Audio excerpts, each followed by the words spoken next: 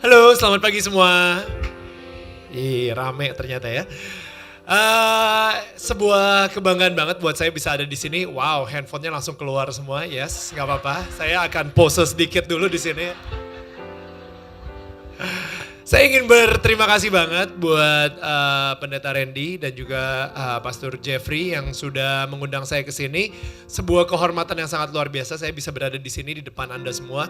Dan jujur ini saya seneng banget ya selalu bisa membagikan message tentang saya sendiri dan actually tentang kehebatan Tuhan pada saya gitu. Tapi untuk melanjutkan tadi luar biasa sekali sih khotbah yang dibawakan oleh Pendeta Randy. Boleh nggak kita berikan tepuk tangan dulu untuk That was amazing, man. That was amazing. Jadi sekarang gini deh, sebelum kita mulai, saya pengen doa dulu. Jadi kita boleh menundukkan kepala, handphone diumpetin dulu. Nanti masih ada waktu untuk foto-foto saya, jangan khawatir. Kita tundukkan kepala, kita berdoa dulu sama Tuhan yang pada hari ini telah sangat hadir di tempat ini. Roh Kudus yang sudah membuka hati kita masing-masing. Saya ingin berdoa supaya kita semua di sini bisa Tuhan bisa berbicara melalui saya dan roh yang ada di dalam diri kita pun juga bisa mendengarkan. Tuhan, let my spirit be able to talk to the spirit, Jesus. And Tuhan, terima kasih sekali lagi karena Engkau telah memberikan aku kepercayaan supaya bisa berada di atas sini untuk berbicara kepada mereka. Thank you so much, Jesus. In your name we pray. Amen. Amen. Alright. Nah, untuk sedikit kayak tadi menyambung aja yang tadi Pak Pendeta Randy bilang gitu ya soal ke gereja itu sebuah kewajiban. Itu saya banget. Oke, jadi itu gua banget. Bukannya apa? Karena gini, ternyata ini ada sebuah film India. Saya nggak tahu ya apakah di sini udah pada nonton atau belum ya. Ada yang judulnya PK. Nah, di film PK itu ada dia bilang gini. Ada dua Tuhan di dunia ini. Tuhan yang menciptakan kita, umat manusia, sama Tuhan yang diciptakan oleh manusia. Dan sampai tahun 2012, Tuhan yang gue sembah adalah Tuhan yang diciptakan oleh nyokap gue sendiri atau mama saya gitu. Jadi Tuhan yang diciptakan sama mama saya itu Tuhan yang benar-benar kalau misalnya saya makan gak habis, waduh dosa lo nanti. Kamu gak kesian sama anak-anak di Afrika yang kelaparan? Ya, apa hubungannya anak di Afrika sama gue gak selesai makan nasi gitu kan? Like seriously, kalau misalnya gak ke gereja tiap minggu. Waduh, gak ke gereja tiap minggu ini gak ke gereja ya? Tuhan bakal hukum kamu loh minggu ini. Gak tahu caranya gimana, tapi ya pasti nanti ada deh hukumannya. Jadi Tuhan yang diciptakan oleh mama saya ini, itu kadang-kadang moody juga. Jadi kadang-kadang suka, kalau mama saya lagi marah, Tuhan pasti lagi marah. Jadi saya gak ngerti juga kenapa, wow Tuhan di atas tuh nyambung banget sama mama saya gitu. So then, tahun 2012, ini kejadiannya sampai tahun 2012, di mana tahun 2012 itu saya... bagi Anda yang gak tahu, mungkin bagi Anda yang tahunya cuma Daniel Mananta, ini adalah pemeran film Ahok, The Man Called Ahok. Tapi sebenarnya saya udah di dunia entertainment dari tahun 2003. Jadi saya adalah seorang VJ MTV. Dan abis itu, jadi kalau VJ MTV, wow saya dapat banget tuh crowd anak-anak mudanya gitu kan. Dan abis itu ketika saya menjadi host untuk Indonesian Idol, wow saya dapat banget crowd dari penonton TV di Indonesia, penonton RCTI gitu. Jadi benar-benar dari bapak-bapak gitu sampai anak-anak muda, sampai anak kecil pun juga tahu saya gitu di Indonesian Idol. Nah, baru hari ini ketika saya main di film A Man Called Ahok, saya nggak pernah ngerasa seterkenal ini di depan para ibu-ibu. Itu luar biasa sekali. Saya pernah ya, baru setelah main di A Man Called Ahok, saya ngerasain ya cintanya ibu-ibu gitu terhadap Pak Ahok itu luar biasa sekali. Karena saya ngerasain banget gitu ya, biarpun KW-nya, tapi tetap aja saya ngerasain juga gitu cinta itu. Jadi tapi sekarang kita flashback dulu ke tahun 2012. Tahun 2012 di mana saya ngerasa itu adalah top-topnya banget gitu. Dimana saya jadi host buat Indonesian Idol. Saya sering banget dinominasikan sebagai favorite presenter buat Panasonic Award, tapi nggak pernah menang, nggak apa-apa. Dan tahun 2012 itu saya benar-benar kayak ngerasa I am on top of my game. Wah, saya lagi terkenal banget. Saya adalah seorang presenter yang terkenal dan orang-orang itu pada pengen banget foto sama saya. Orang-orang pada pengen banget kayak deket banget sama saya. Orang yang nggak pernah saya kenal pun ngaku temen sama saya gitu kan. Jadi tapi tahun 2012 something happened. Tadi yang seperti pendeta yang dibilang gitu. Kayak something happened. Saya tumbuh tumor jinak di pita suara saya. Gitu. Tumor jinak di pita suara ini membuat saya kalau ngomong itu perpaduan antara Doraemon sama anjing laut. Jadi agak-agak kayak gitu kan, aneh banget gitu. Apa kabar? Aneh banget. Dan itu kenapa? Karena di pita suara saya itu ada tumor jinak tersebut yang menghalangi pita suaranya untuk nutup secara atau nutup. Jadi suaranya pasti kayak gitu kan, karena anginnya keluar terus gitu. Kayak saya sama sekali benar-benar kayak sebulan pertama saya mikir ya udahlah, cuman sekedar panas dalam, paling suaranya balik lagi gitu kan. Minum madu sama madu sama lemon gitu ya, paling suaranya balik lagi. Sebulan gak balik, 2 bulan masih belum balik. Saya udah mulai sedikit khawatir sampai akhirnya saya cek ke dokter dan dokter bilang ini harus dioperasi. Itu saya udah mulai deg-degan. Dan akhirnya saya operasi, dokter bilang jangan khawatir, dalam sebulan lagi suara kamu bakal balik. Saya tungguin selama sebulan saya nggak ngomong satu patah kata pun, padahal saya orangnya suka banget ngomong. Gak ngomong sama sekali selama 1 bulan, dan akhirnya disitulah saya merasakan yang namanya depresi. Saya ketakutan banget, saya ngerasa identitas saya. Jadi bukan cuma saya kehilangan suara saya, tapi saya kehilangan identitas saya. Saya bukan lagi seorang presenter terkenal. Job sudah mulai hilang, saya udah mulai ketakutan. Di sini ada nggak yang pernah kalau misalnya malam-malam tidur gitu ya, tapi nggak bisa tidur dan itu kayak kita dibawa ke dalam black hole yang lebih gelap lagi. Padahal kita ngelihatnya atap gitu ya. Tapi kegelapan sampai kita mikirnya udah oke, hidup gue saat ini udah selesai. Gue kedepannya udah gak akan terkenal lagi. Gue udah gak bisa ngapa-ngapain lagi. Gue mungkin perlu cari kerjaan lain gitu ya. Balik lagi jadi kongko mangga 2 mungkin. Jadi itu depresi itu real, it's real guys. Jadi kenapa? Karena gue menaruh pusat hidup gue atau identitas gue terhadap presenter terkenal. Terhadap sesuatu yang sangat gampang diambil. Sesuatu yang sangat sementara. Ketenaran, fame gitu kan. Sekarang ini Anda, siapa di sini yang memusatkan pusat hidupnya pada sesuatu yang sangat sementara? Uang, karir, mungkin kayak ketenaran. Kalau saya ketenaran dulu, identitasnya atau pusat hidupnya itu pada sesuatu yang sangat sementara. Istri, anak-anak, ayah ibu, atau rumah yang megah, atau barang-barang branded, atau mungkin status di kantor, atau apapun itu juga. Itu adalah sesuatu yang sangat sementara menurut saya. Dan itu kapanpun bisa diambil sama Tuhan. Dan bukan diambil ya, maksudnya kayak ya lihat aja lah Job gitu misalnya. Job itu bahasa Indonesia siapa ya? Ya dia. Nah lalu saya ngerasa ya ketika saat itu saya benar-benar depresi banget. Karena saya udah mikirnya this is it. Identitas saya sekarang ini akan menjadi Daniel Mananta, seseorang yang dulu pernah terkenal, abis itu orang bakal ngelihat saya dengan mata yang sangat ngasihanin gitu, kayak kasihan banget sih nih orang. Padahal dia potensinya bagus loh, cuman sayangnya dia suaranya habis, hilang. Dan disitulah di depresi saya itu, di ketika saya breakdown, hancur-hancurnya saya, ketakutan, gak berani keluar rumah juga. Karena kalau ketemu orang malu dan lain-lain. Disitulah saya decide, saya memutuskan untuk menemui Tuhan. Dari segi sekarang ini mungkin yang selama ini saya nggak suka banget worshiping, saya nggak suka banget worshiping, saya nggak suka banget menyembah Tuhan, saya nggak suka banget ke gereja. Karena setiap kali saya ke gereja, saya ketemunya Tuhan yang maha penghukum. Tuhan yang maha yang kayak, wah nggak ke gereja ya minggu ini ya, gue hukum lo minggu ini. Tuhan yang benar-benar nggak ada rasa belas kasih sama saya nggak suka banget sama Tuhan yang itu.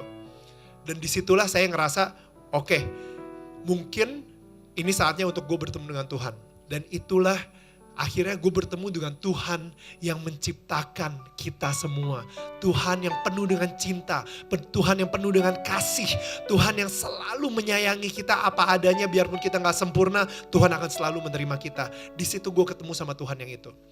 Di situ gue mulai membangun hubungan gue kembali dengan Tuhan, dan di situ gue ketemu dengan seorang gue dulunya Katolik, jadi gue di situ ketemu sama aktivis gereja Katolik namanya Pak Benyamin Ratu. Dia punya karunia penyembuh, jadi dia kita doa dan lain-lain. Ketika gue didoain sama dia, actually pas gue keluar ke mobil gitu ya, pas dari mobil dari rumahnya gitu ya, itu nothing happen, suara gue masih tetap berasa aneh gitu. Jadi kayak masih nggak keluar normal gitu, masih serak, masih belum ada yang sembuh. Tapi tahu nggak sesuatu? Hati gue ternyata sembuh, secara spiritual gue sembuh.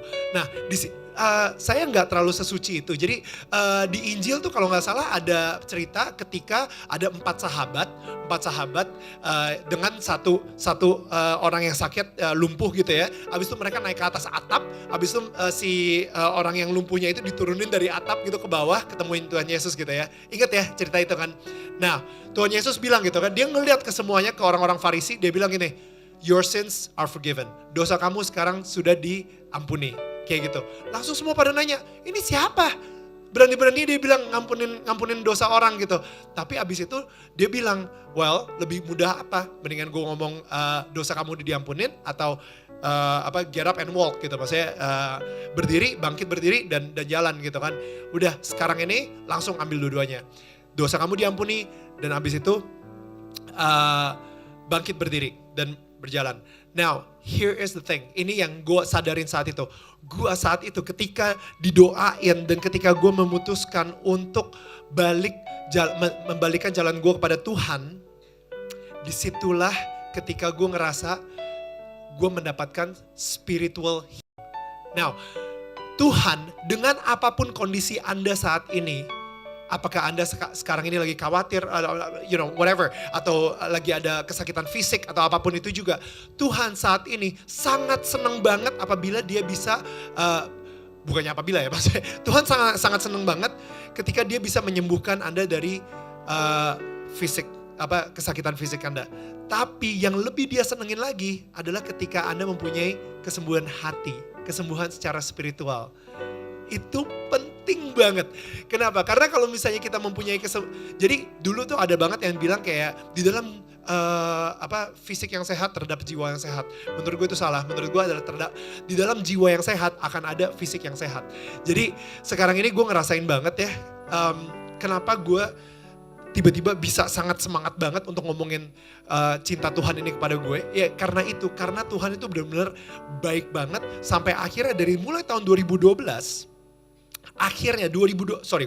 tahun 2012 itu adalah tahun dimana Indonesian Idol, ketika gue nge-MC lagi di Indonesian Idol, itu awal-awalnya di awal audisi, suara gue masih serak banget, aneh banget gitu, masih kelihatan kayak anjing laut sedikit gitu ya, tapi udah mulai balik.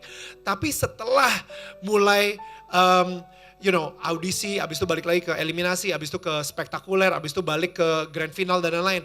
Indonesian Idol di season itu tahun 2012 gak pernah ratingnya setinggi di Indonesian Idol season pertama, zamannya Delon sama Joy. Jadi Indonesian Idol 2012 ratingnya tinggi banget, dan tahun itu juga adalah akhirnya setelah berkali-kali dinominasi, gue berhasil memenangkan Panasonic Award sebagai the most favorite presenter. Jadi yes, itu Tuhan kita luar biasa banget. Kenapa? Karena kalau misalnya kita mendapatkan ujian yang berat, udah pasti rewardnya akan luar biasa banget. Setuju ya? Kalau misalnya kita mendapatkan tantangan yang berat, udah pasti kita akan naik kelas lebih luar biasa lagi dan kita mendapatkan reward yang lebih luar biasa lagi gitu. Jadi dan Tuhan kayak di Yeremia sempat bilang gitu, kalau misalnya rancanganku itu bukan rancangan yang akan mencelakakan engkau. Rancangan aku, it will prosper you. It will bring you peace and life gitu ya. Jadi kayak gue ngerasa kalau misalnya sekarang rancangan Tuhan itu adalah rancangan yang terbaik buat kita. Now ini yang gue gak ngira. Rancangan yang dibikin kayak jujur tahun 2012 itu gue pikir adalah saatnya gue jatuh banget dan hancur banget. Tapi gak ngira kalau misalnya di tahun 2012 itu gue berhasil mengeluarkan suara yang aneh, yang gue anggap aneh, tapi ternyata dipakai di tahun 2018 untuk film A Man Called Ahok. Ya kan? Itu rancangan Tuhan banget. Karena apa? Gue ngerasa saat itu hidup gue udah selesai. Tapi ternyata di sini, no. Sorry, Tuhan gak pernah waste any single bit. Dia gak akan pernah menyia-nyiakan segala sesuatu yang kecil pun juga gak pernah disia-siain. Pengalaman lo yang itu akan gue pakai nanti di sini. Pengalaman lu yang itu akan bisa memberikan hidup kepada orang lain di sini. Kayak gitu. Dan gue ngeliat banget ya kayak sekarang ini 2 tahun yang lalu gue berasa di hidup gue. 2 tahun lalu berarti 2016. Tiba-tiba ketika lagi baca Bible, lagi baca Injil gitu. Tiba-tiba Tuhan kayak ngomong di dalam hati gue. Dia bilang, Daniel, saat itu gue jadi host buat The Voice Indonesia. Dia bilang gini, what are you gonna do with the fame I give you this time? Apa yang akan engkau lakukan dengan ketenaran yang saya berikan kepadamu sekarang? Dan udah pasti ketika suara saya itu hilang, saya udah menganggap suara saya itu mati. Dan suara saya dibangkitkan lagi dari kematian. Dan ketika suara saya dibangkitkan dari kematian, saya pastinya akan menyerahkan suara saya kepada Tuhan. Saya mendedikasikan semuanya kepada Tuhan. Dan itu gunanya buat apa? Supaya suara saya bisa selalu memberikan encouragement. Supaya suara saya dengan mulut saya, dengan lidah saya, dengan bibir saya, dengan tenggorokan saya. Itu bisa memberikan kehidupan kepada orang lain. Itu akan memberikan sukacita, kedamaian, cinta kasih. Dan yang pastinya encouraging orang lain. Supaya kasih tahu kalau misalnya dengan kita berpegang terus kepada Tuhan Yesus. Yes, there is hope. Akan ada harapan baru. Yes, kalau misalnya kita terus berpegang, no matter what, orang bilang, orang pengennya Tuhan pengennya hati kita yang berubah duluan, bukan fisik kita. Ketika hati kita udah berubah, fisik kita akan ngikutin kok. Ketika hati kita udah tahu kalau misalnya siapa Tuhan kita, Tuhan yang maha pencipta, Tuhan yang menciptain universe ini. Ketika Tuhan itu ada di pihak kita, siapa yang bisa ngelawan kita, ya gak? Jadi sekarang ini apapun, saya mudah-mudahan banget cerita saya ini bisa memberikan Anda semua di sini pengharapan baru. Sedikit info aja. Jadi jujur ketika saya ditelepon sama produser untuk main film A Man Called Ahok, saya sendiri nggak pede. Kenapa saya? Saya nggak tahu ya, apakah Anda di sini kayak tahu aktor-aktor Indonesia seperti apa gitu ya. Tapi kalau misalnya Anda tahu aktor Indonesia kayak Joe Taslim, Dion Wiyoko, atau mungkin Ferdy Sulaiman. Ada banyak banget ya aktor-aktor Indonesia yang saya bilang kalibernya itu luar biasa banget. They are great actor. They are amazing actor. Dan mungkin saya bisa bilang I'm an amazing presenter. Tapi kalau aktor, come on, no way gitu. I'm a weak actor. Acting aja itu kayak hah? Ada apa? Ya kayak gitu. Kayak ya ampun, malu-maluin banget gitu kan. What is that? Nah, jadi tapi sekarang ini para produsernya itu ketika nelfon saya jujur kayak ketakutan banget. Ini satu cerita yang mungkin saya nggak pernah kasih tahu ke media manapun karena terlalu spiritual buat saya. Terlalu spiritual. Ketika saya ditelepon sama produser, abis itu saya harus casting dulu. Setelah di casting, produser bilang, oke, kayaknya oke nih lu jadi Pak Ahok. Oke, nanti kita bakal kontak ke manajemen. Besoknya ketika saya udah pede-pede gitu, wah gila oke nih bisa jadi Pak Ahok nih. Ketika saya ke rumah teman saya, ada satu buku judulnya Ahok di Mata Mereka. Nah, buku ini yang nulis banyak banget. Orang-orang berpengaruh. Mungkin ada di sini yang udah baca ya. Ada Ibu Megawati yang nulis, ada Pak Jokowi nulis, ada pokoknya banyak lah pejabat-pejabat, menteri-menteri, semua orang-orang yang sangat berpengaruh, ada motivator juga, saya nggak tahu siapa aja, tapi ketika saya ngelihat saya langsung pucat. Saya langsung mikir, Neil, ini di dalam hati saya nih, Neil, tahu nggak? Orang-orang ini yang berpengaruh ini akan nonton film A Man Called Ahok. Lu bisa bayangin gak sih? Kalau misalnya nanti mereka nonton, abis itu mereka keluar bioskop, abis itu mereka bilang, coba Joe Taslim yang main.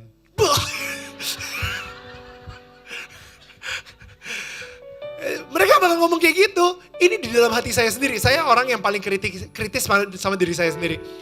Coba bayangin Ibu Megawati ketika diinterview, saya kecewa ya dengan aktornya karena menurut saya aktornya itu nggak sama banget dengan Pak Ahok. Misalnya kayak gitu. Wah gila, itu benar-benar kayak siapa sih di sini yang pernah banget ngerasain semua orang udah percaya sama lo tapi elunya sendiri gak percaya sama diri lo sendiri gitu. Nah jadi itu yang saya rasain banget. Jadi akhirnya what happened is ketika saya ngobrol sama komunitas saya ngomong, saya minta didoain sama mereka, saya minta didoain, saya bilang tolong banget ini saya ada role sebagai Pak Ahok tapi saya gak pede banget dan lain-lain. Akhirnya tiba-tiba kepikiran di otak saya, tahu gak?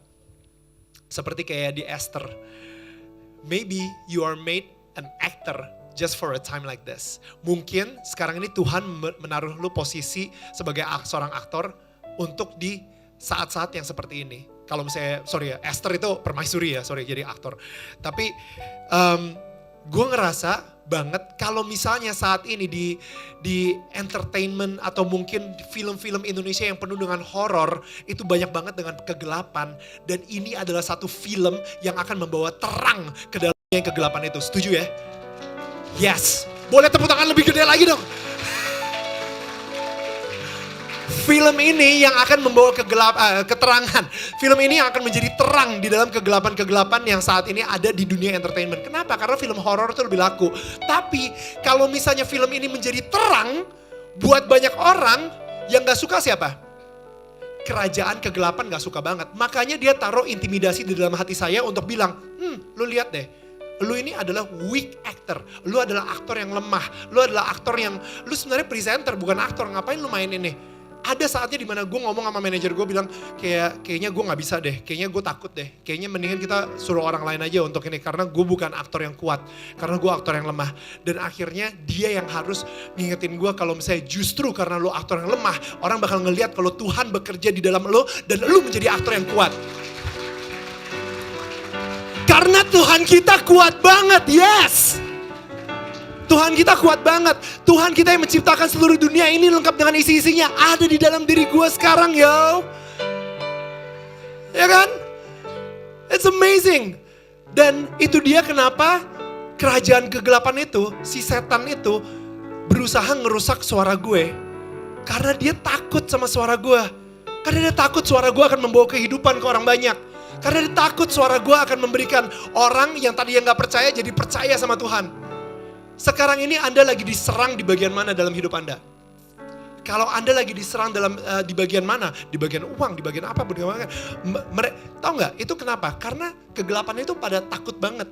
Karena mereka nggak tahu apa kalau misalnya Anda berpegangan terus sama Tuhan dan Anda membiarkan Tuhan bekerja melalui Anda akan mempunyai impact yang begitu besar di dunia ini. Menjadi terang. Man. Saya nggak kepikiran saya bakal ngomongin soal ini, tapi jujur akhirnya karena saya nggak pede juga, saya ke Makobrimob, saya ketemuin Pak Ahok, saya bilang, dan lebih lucunya lagi itu saya ketemunya pas lagi hari kedua syuting lagi, jadi saya lagi pakai kostum Ahok, pakai baju polonya Pak Ahok gitu misalnya, rambutnya dikelimisin, pakai kacamata, ada tompel-tompelan gitu kan. Habis itu tiba-tiba di hari kedua dia bilang kayak gini, Neil, produser saya bilang, oke Neil kita ke Makobrimob sekarang. Bentar ya, gue ganti baju dulu ya. Jangan, udah sekarangnya kayak gitu aja. Ah serius loh? Ya udah deh, kalau gitu saya ikut aja. Ketika saya ikut dia pergi, itu benar-benar kayak di mobil saya ketakutan banget ya. Ketemu sama Pak Ahoknya dengan menggunakan baju Pak Ahok gitu kan. Dan sure enough ketika ketemu sama Pak Ahok, bayangin gak sih Ahok Ori sama Ahok KW sebelah-sebelahan gitu kan. Jadi kayak,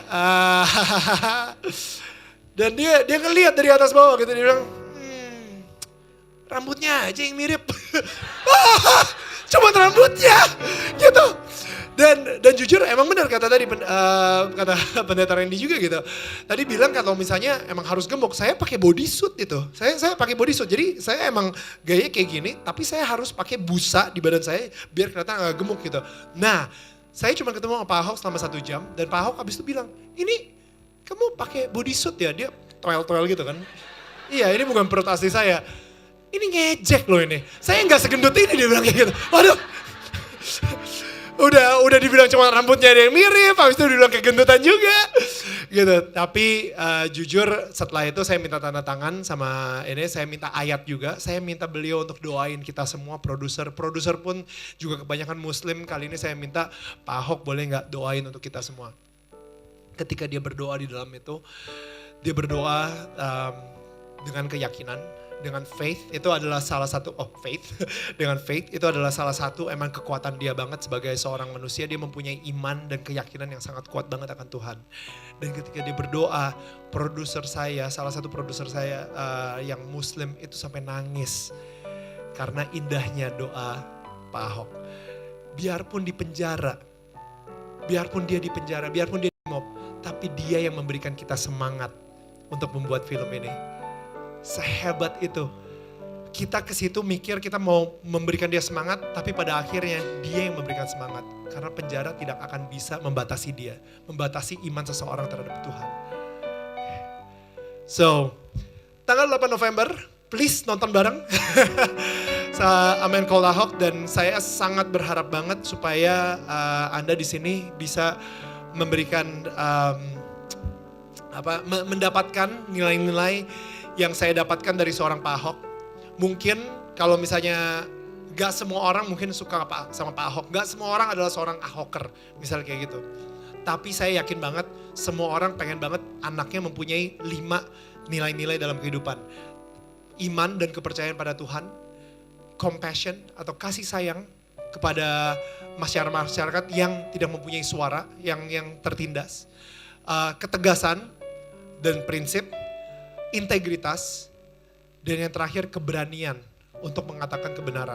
Dan ini adalah 5 nilai yang akan diajari oleh ayahnya kepada Pak Ahok ketika dia masih kecil. Dan maksud saya, kalau misalnya kita mungkin mikirnya, aduh nanti anak gue gede mau jadi apa ya, kayak gitu. Ada baiknya kalau misalnya kita membawa anak-anak kita juga untuk menonton film ini. Saya yakinkan gak ada adegan ciuman dengan Bu Vero ya. Tapi ini adalah satu film yang akan mungkin mengajarkan nilai-nilai tersebut. Jadi ini adalah film keluarga banget dan mudah-mudahan Anda semua terhibur nanti. Terima kasih banyak udah mendengarkan saya. Thank you.